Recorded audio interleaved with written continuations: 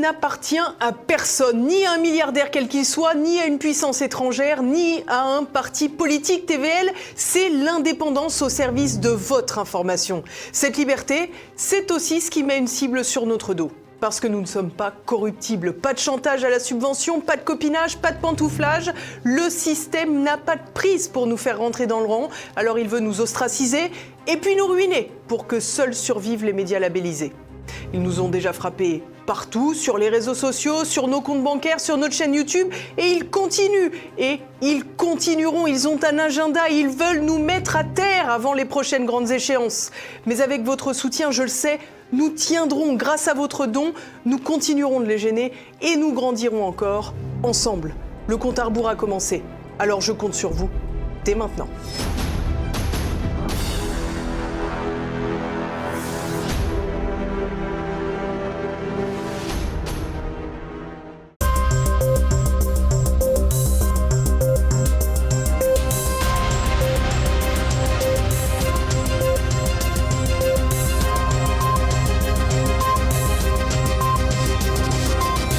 Madame, monsieur, bonsoir. Je suis très heureuse de vous retrouver ce soir. J'espère que vous aurez pu passer un bon réveillon de Noël en attendant la fête de la Saint-Sylvestre qui avance à grands pas. Au programme de cette édition, les derniers événements autour de la guerre en Ukraine. Malgré les déclarations et les négociations, la situation diplomatique semble tristement bloquée. Nous poursuivons ensuite notre bilan de l'année 2025 avec l'Allemagne, un pays jadis prospère où l'industrie et la démocratie ont lourdement reculé cette année.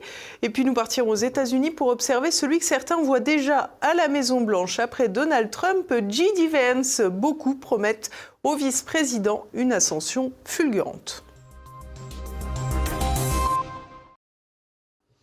Beaucoup de bruit pour rien. Après des semaines de négociations lancées par le plan de paix proposé par Donald Trump, la guerre en Ukraine se poursuit.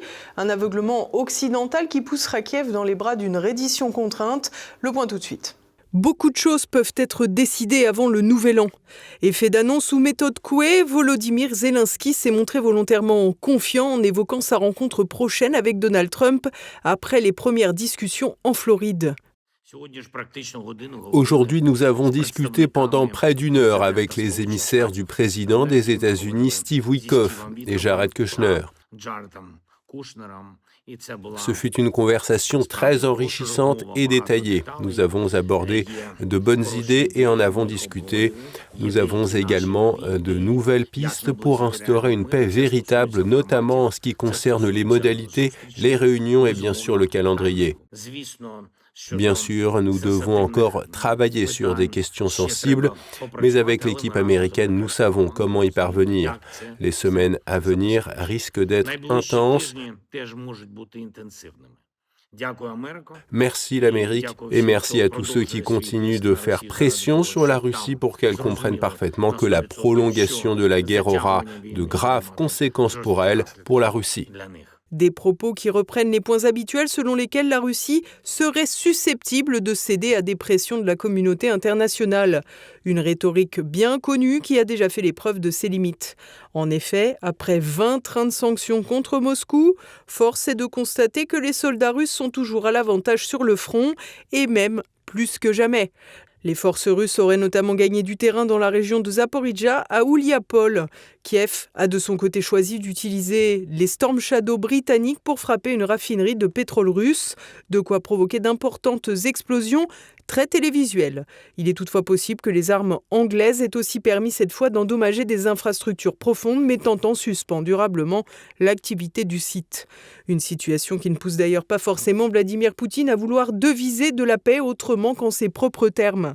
Ainsi, la prochaine réunion, possiblement à Mar-a-Lago en Floride, entre Volodymyr Zelensky et Donald Trump ne devrait pas changer la face du monde. À plus forte raison que la nouvelle mouture du plan de paix aurait fait l'impasse sur le retrait des troupes ukrainiennes des territoires du Donbass et sur le renoncement de Kiev d'adhérer à l'OTAN, 2 points impossibles à négocier en ces termes avec Moscou. Des dispositions qui figuraient d'ailleurs dans le plan de paix de l'UE dont personne n'a vraiment tenu compte. Dans ce cadre, Emmanuel Macron, à qui Vladimir Poutine n'a évidemment pas téléphoné, s'est plu à répéter après les derniers échanges entre les États-Unis, la Russie et l'Ukraine qu'aucune paix ne pourrait être négociée sans l'UE. Une Union européenne qui n'a pourtant de cesse de mettre à contribution ses citoyens pour acheter des armes. Aujourd'hui, nous avons approuvé une décision visant à fournir 90 milliards d'euros à l'Ukraine pour les 2 prochaines années. L'Ukraine ne devra rembourser le prêt qu'une fois qu'elle aura reçu les réparations. Jusqu'à ce moment-là, les avoirs russes immobilisés resteront gelés. Et l'Union se réserve le droit d'utiliser les soldes de la trésorerie pour financer le prêt. Des déclarations qui font fi du droit international, mais aussi du réel. De récentes révélations ont effectivement expliqué qu'environ 1,5 million d'armes à destination de l'Ukraine ont disparu. Un problème non seulement de transparence économique dans un pays en proie à la corruption, mais aussi de sécurité pour tout le continent européen. Pour le bilan du jour, cap sur l'Allemagne, la première puissance économique de l'Union européenne. Face à l'écroulement de l'industrie et la montée des partis populistes, le pouvoir à Berlin n'hésite plus à tordre le bras à la démocratie et à l'état de droit. Nicolas de Lamberterie. Tout au long de l'année 2025, le pouvoir euromondialiste de Berlin a montré son vrai visage. Celui d'un pouvoir autoritaire qui hésite de moins en moins à outrepasser les règles de la démocratie. Dans un contexte de très net recul de l'industrie allemande depuis 2022, des élections fédérales anticipées de 6 mois ont eu lieu début 2025 dans la foulée de la réélection de Donald Trump. Sans grand panache, la CDU de Friedrich Merz l'emportait avec 28% des voix, devant les nationalistes de l'AfD qui faisaient une percée à 20%. Tandis que les sociaux-démocrates du SPD tombaient à environ 15% et enregistraient ainsi leur plus mauvais résultat depuis le 19e siècle. Mais l'essentiel semblait assuré. À eux deux, CDU et SPD avaient une majorité de sièges et pouvaient constituer une majorité gouvernementale sans les Verts. Sauf que voilà, à peine élu, Friedrich Merz décidait de revenir sur ses promesses électorales de rigueur budgétaire, ce qui nécessitait de supprimer une disposition constitutionnelle prise après la crise de 2008, interdisant le déficit budgétaire. Mais aucune chance de faire passer une telle réforme constitutionnelle avec le nouveau Bundestag qui venait d'être élu. Mais qu'importe, on a réuni en catastrophe l'ancien Bundestag, après les élections, et fait voter en urgence la réforme. Quant au vote des Verts, indispensable pour voter la réforme constitutionnelle, il a été acheté avec des promesses de dépenser quelques 50 milliards d'euros pour le climat, et surtout un très joli poste de présidente de l'Assemblée générale des Nations Unies pour leur leader Annalena Baerbock. Autre tout petit point de détail où le pouvoir euromondialiste s'est accordé quelques arrangements avec la démocratie, le parti de gauche populiste BSV de Sarah Wagenknecht a loupé d'extrêmement peu l'accession au Bundestag avec 4,98% des suffrages. Et de toute évidence, le recomptage des votes aurait été très susceptible de les faire passer la barre des 5%, ce qui aurait eu pour conséquence très importante que la coalition CDU-SPD n'aurait plus eu de majorité. On a donc fait le nécessaire pour que le recomptage des voix n'ait pas lieu. Après un recomptage très partiel, plusieurs milliers de voix ont été retrouvées pour le BSV. Le BSV demande depuis lors un recomptage des voix. Il apparaît assez évident que si celui-ci avait lieu, le BSV entrerait à la Chambre des députés et surtout le gouvernement actuel de M. Merz ne disposerait plus d'une majorité au sein de la Chambre des députés. Or, pendant des mois, la commission ad hoc de la Chambre des députés ne s'est pas prononcée et enfin, 9 mois après le scrutin, elle vient de décider de s'opposer au recomptage. La Chambre des députés a voté ensuite sur cette question et a elle aussi décidé qu'il ne devait pas y avoir de recomptage. Le BSV désire donc aller maintenant devant la Cour constitutionnelle. S'il s'avérait qu'un recomptage avait lieu et qu'à l'issue de ce recomptage, le BSV rentrait à la Chambre des députés, toutes les mesures votées depuis les élections législatives par la nouvelle Chambre des députés seraient quand même valables.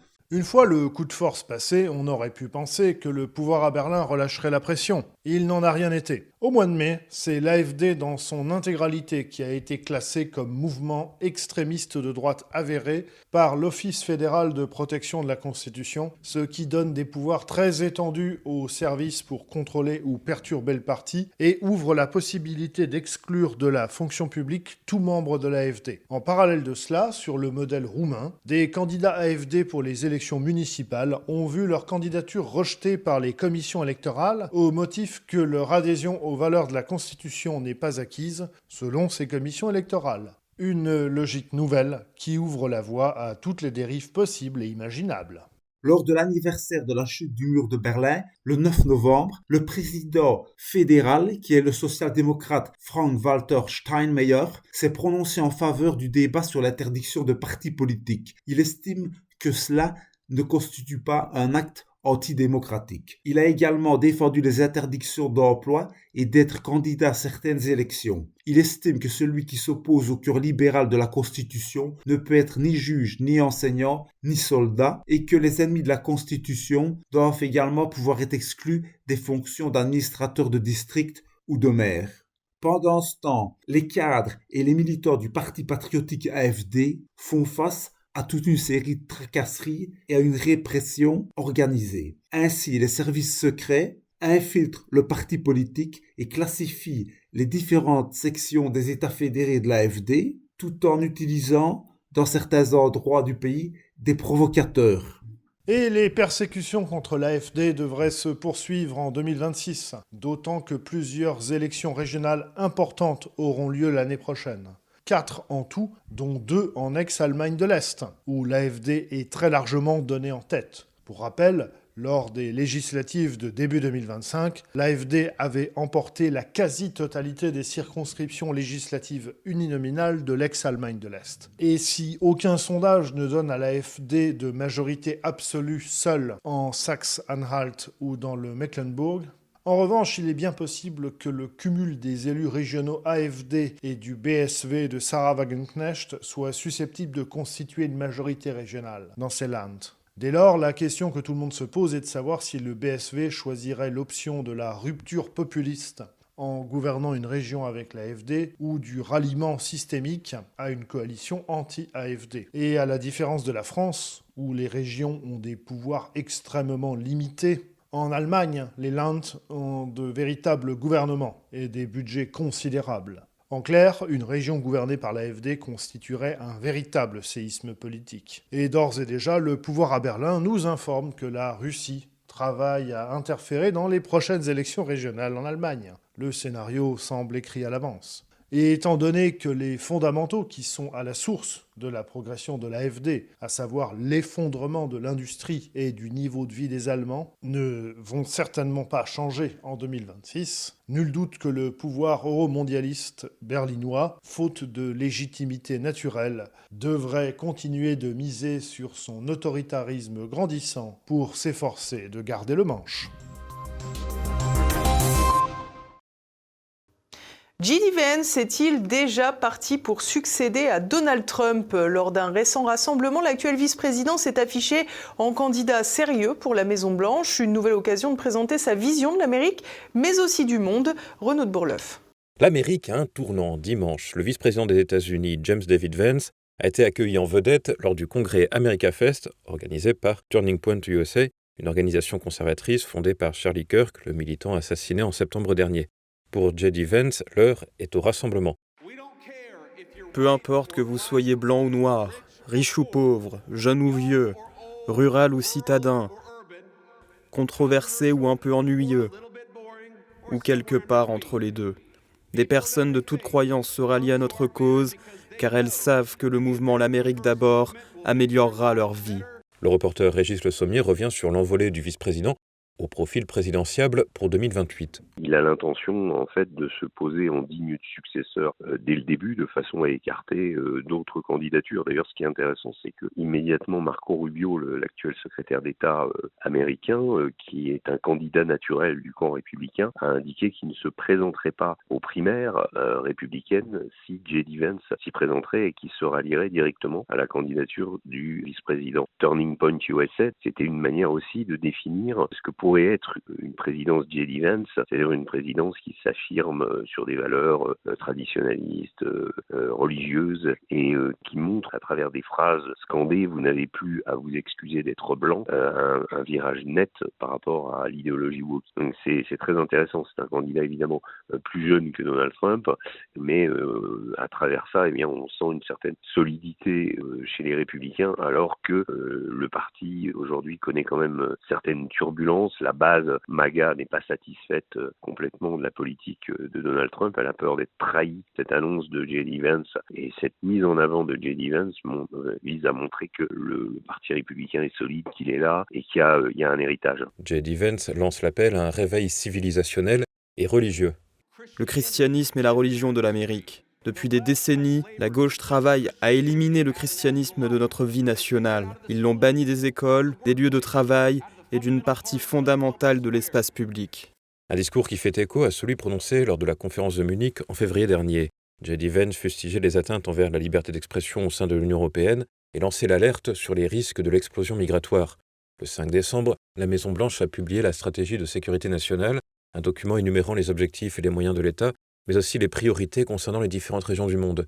L'administration Trump y appelle à soutenir les partis européens patriotiques et à cultiver la résistance à la trajectoire actuelle de l'Europe. J'ai couvert 2 élections aux États-Unis quand j'étais correspondant, celle de George Bush, la réélection de George Bush en 2004 et l'élection de Barack Obama en 2008. C'était clair que tout ce qui était affaires internationales passait au très second plan, voire troisième plan. L'intérêt des États-Unis pour le reste du monde tenait surtout à l'intérêt qu'ils avaient pour leurs interventions dans le monde, c'est-à-dire en l'occurrence l'Irak à l'époque de Bush en 2004 et même à l'époque d'Obama. La préoccupation des États-Unis n'était absolument pas de dicter à l'Europe ou de lui dire ce qu'elle doit faire ou ce qu'elle doit changer chez elle. Ça, c'est totalement nouveau. On sent qu'il y a là un effort, on va dire, de la part des Américains ou une volonté idéologique aussi de montrer à l'Europe que eux peuvent faire des choses et que l'Europe devrait s'en inspirer. Ça, c'est nouveau et d'habitude, l'Amérique reste centrée sur elle-même pour ces élections avec ses préoccupations essentiellement économiques de la part des votants et très peu